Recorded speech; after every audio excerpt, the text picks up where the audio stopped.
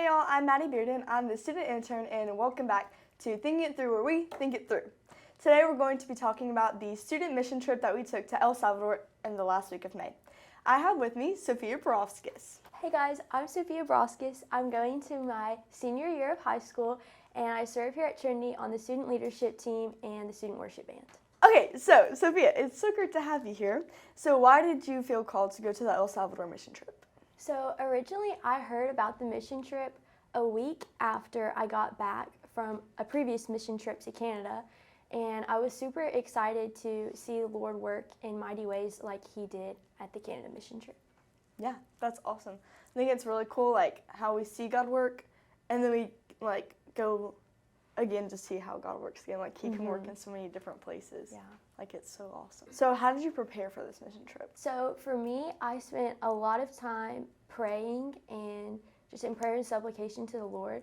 I spent a lot of time reading through Psalms and praying those verses over myself and the team and like the kids we would meet and everything. And I think that just kind of helped me mentally and spiritually prepare to do the Lord's work. Mm-hmm. Yeah. Did you find it like different from preparing for Canada, or was it kind of the same?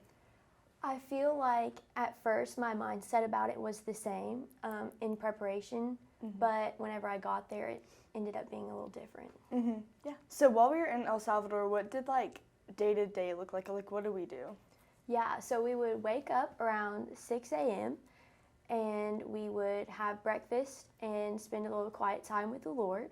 Then we would head over to a school, usually one or two every day, and we would just spend some time with the kids and, worship with them and get to know them, share the gospel with them.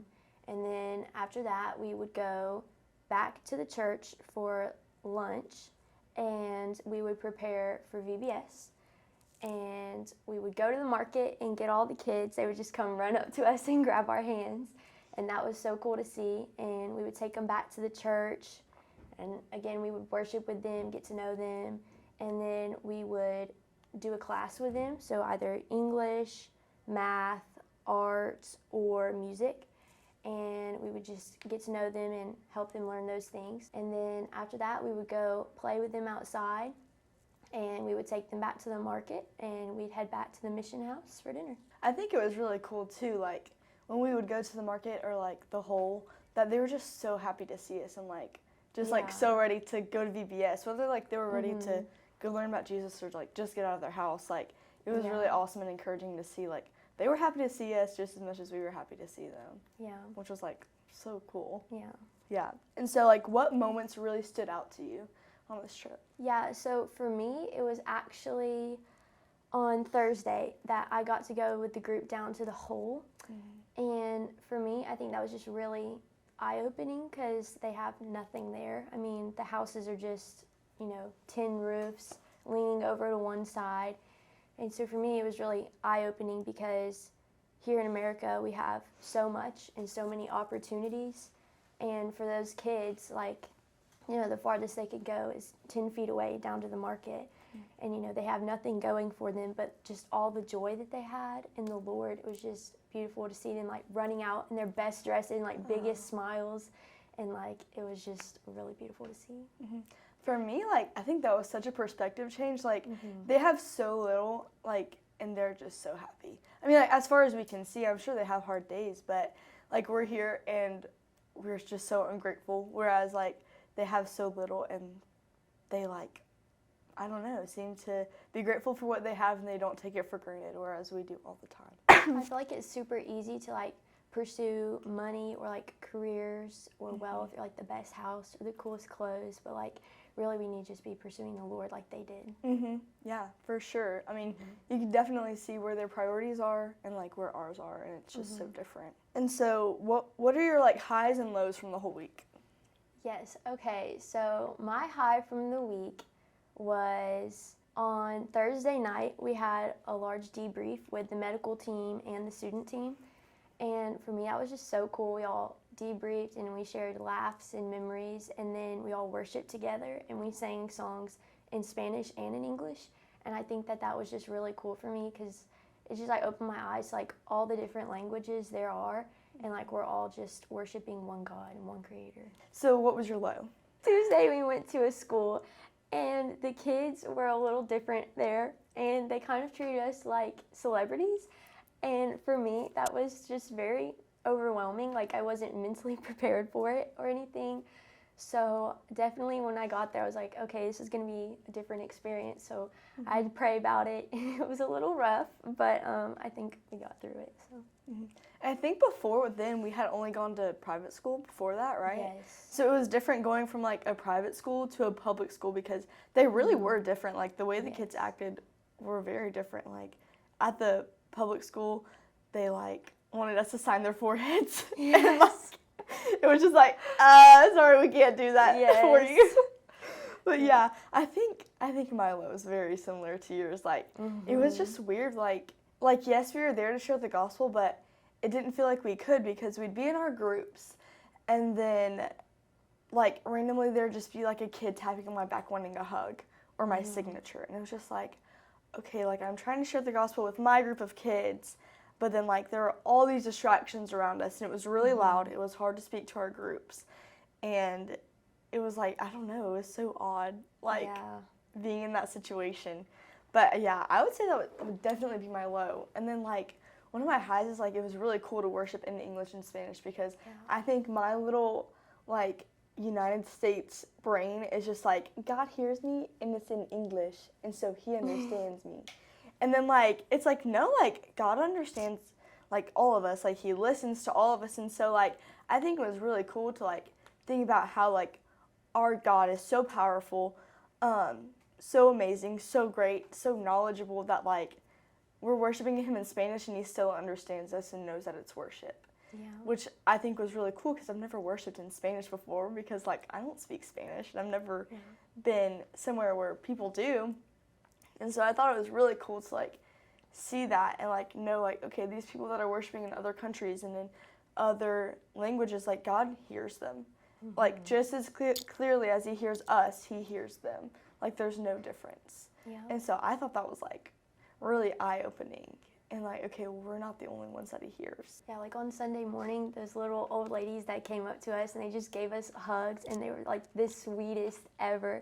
And this one lady, she was just going on in Spanish and I was like, I don't understand what she's saying. So one of the translators came over and he was saying that she knows you can't understand her, but she's going to talk to you anyway because you both worship the same God. And I just thought that was so cool because like I was going to see my sister in heaven again one day. Yeah, and you'll understand her then. And so that'll be great. I know. Yeah, that's so awesome. So, like, being in an area with a language barrier, how did you handle kind of being out of your comfort zone? Yeah, at first it was definitely more difficult trying to adjust to speaking like in the right speeds that the translator could, translate as well.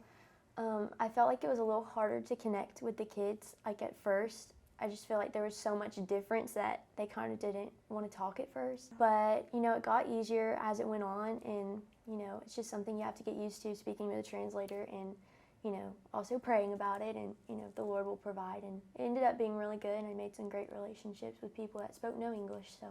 Yeah, for sure. I think, like, at first I really doubted, like, our translator's ability to translate, which was on me. Like, that's nothing against them, but I was like, okay, like, what if I say a word that they don't know how to translate? Or what if, like, I'm speaking too quickly or anything? But I just, like, had to really, like, give it to the Lord and be like, okay, like, help me, because I'm being, like, I was kind of being prideful in it. I was like, oh, like, my words are going to be too smart for them. And, like, they won't get it. And it's like, wait, literally, what are you talking about? And so I had to, like, humble myself whenever we were, like, sharing the gospel and using our translators, because I was like, okay, like, they can do this. Like, I was really doubting their ability at first, which, like, put me out of my comfort zone, because I was like, okay, what do I do? Like, I've never been in this situation before.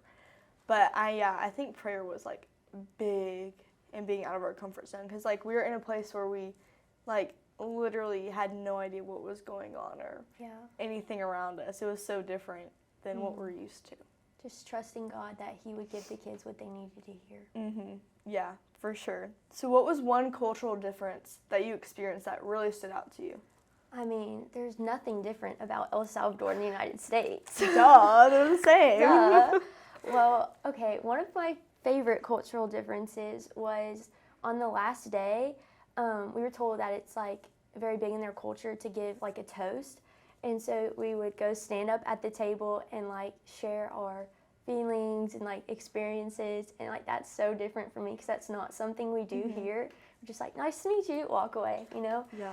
But I just think that was really cool and like helped me to connect with them on a much deeper level, like knowing how they felt and like sharing those experiences. It was just really neat. It was also, I feel like that was really sweet.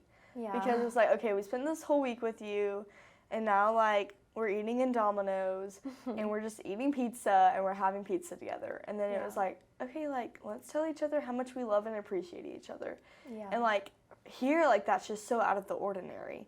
But for them, like that's just what they do. And I really liked that about like their cultures. Like, okay, like they're very intentional. And like here, like we're not always. I mean, like there's instances, but that's not our first thing to do, is like to be intentional and see how everyone's feeling and like how we've been loving each other, you know, which I thought was really cool. Yeah, that's something we need to adopt here, just like in our Christian community, like showing others that kind of love, like unconditional, like going after them. Yeah, and really going the extra mile, because we could have just like got up from the table and like left and like never said anything. And then and it was kind of cool because we were at a big table, so like we didn't get to talk to everybody the whole time. And so at the end, like being able to talk to everyone was kind of refreshing, and not like having to limit conversation, which was like really awesome. And then like people were obviously translating for us, so that was still really cool. And so how did your relationship with the people like evolve during the trip? How did you get closer with some of the people that were on the trip? Yeah, so obviously I expected that we'd make new friends there, but I don't think I really expected how much closer I would get to the people on our team, like the student team and, you know, also the medical team.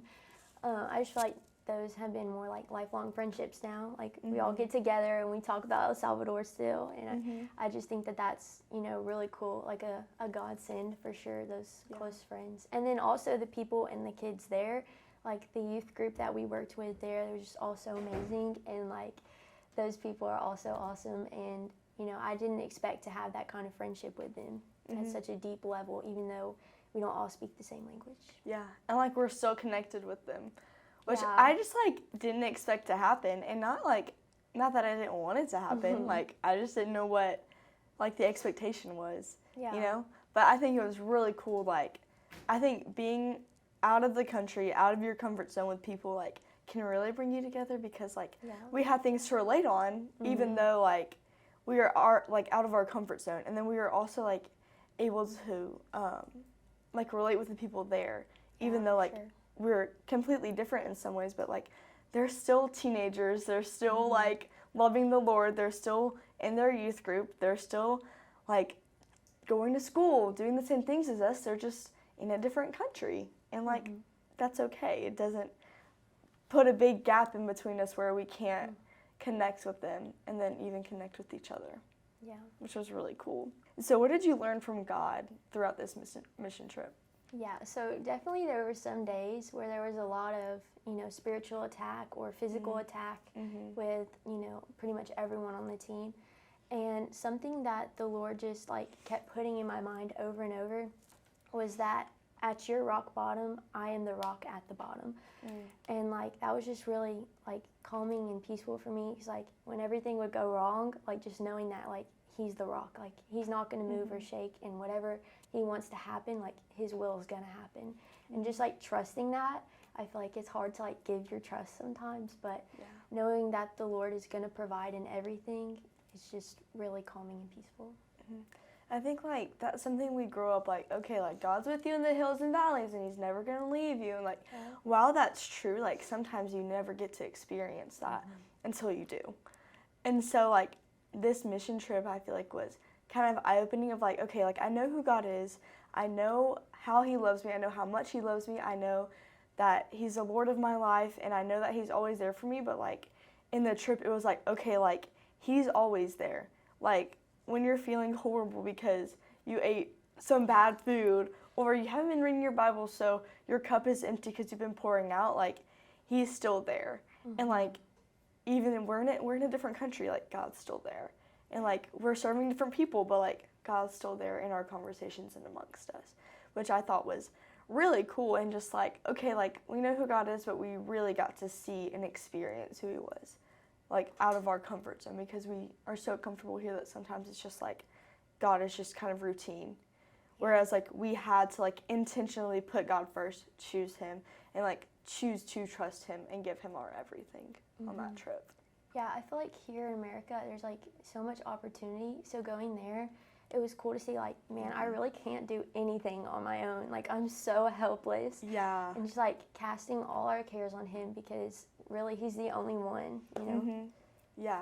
Which like, yeah, like we really couldn't do anything. Like if we were there by ourselves, like we'd probably still be there. Like I don't know if we'd get back home. Like it was kind of crazy. Like there were times where I was just like, okay, like I can't talk to anyone. I can't just like get in my car and drive somewhere. Like it was just kind of like, okay, like we're here with our team and like that's who we have, and like the Lord's guiding us because we don't know what we're doing. Like we can't do this by ourselves. Which was like really humbling for me, at least, like, okay, like I can't just do this. Like I don't know what's going on. I don't know where I am. Like I can't just choose to do this and be fine. And I feel like once you did give it up to the Lord, everything just went so much more smooth. Like in our own will, it's like, you know, choppy and we can't get anything done. But giving it over to him, he just works everything out how it should be. Yeah, and like I feel like we definitely saw that with like the schools and stuff, because I feel like we were more like, we were trying to be more structured at the schools because we had a plan. We're going to do this, this, this, this, and this. Like this kid was going to go here, and we were going to worship here and share the gospel here and go into groups here. But I feel like once we kind of realized like, okay, this is out of our control, especially with the translators, because we couldn't like control everything that was happening. We had to lean on them as well. It was much easier to be like, okay, like we can't just do this. Like we need help, and like the only person that can help us is the Lord, which was really awesome, I think. And so what advice would you give a student that is considering going on this trip next year? Yeah, if God is calling you to go, give him your yes and he'll provide the rest. Like, just say yes to him. Like, you don't have to have everything figured out, or you don't have to be, you know, this perfect person, because we're all sinners, but just like give him your yes if you feel called, and he'll change lives through you and like change your own life, and that's just really cool. Yeah, for sure. And I would also say, like, as you're preparing for this mission trip and praying for it, like, make sure your cup is full. Make sure you're in the Word. Make sure you're praying. Make sure you're worshiping. Make sure you're with your people who are going, because that's really important. Because once you get there, and even, like, I feel like as soon as we left the church, it was like, okay, it's go time. Like, we're on mission. We're pouring out. We're loving these kids. We're loving our team. And so it was just really important to have our cups filled, because we kind of saw throughout the week how that affected us if we weren't spending time in the Word. Just like spiritually and physically, and like the Lord was really like, okay, y'all, like lean on me, like fill your cup, because we poured out so much. So I think it's really important to just like have a good routine before you go of like, okay, I'm praying, I'm in my Bible, I'm worshiping the Lord. Like this is what I do, so that when you get there, it isn't so foreign, because you're already not in your normal. I challenge those of you who are listening today to put your yes on the table and pray for the Lord to speak and show you where you need to go on mission. Maybe it's here in town, or maybe it's somewhere out of the country that you need to go and just share the gospel and grow the kingdom. So Sophia, do you have any extra comments for us? No, but it was super awesome to get to share our thoughts and experiences with you guys today. Yeah, for sure. So thanks for thinking it through with us.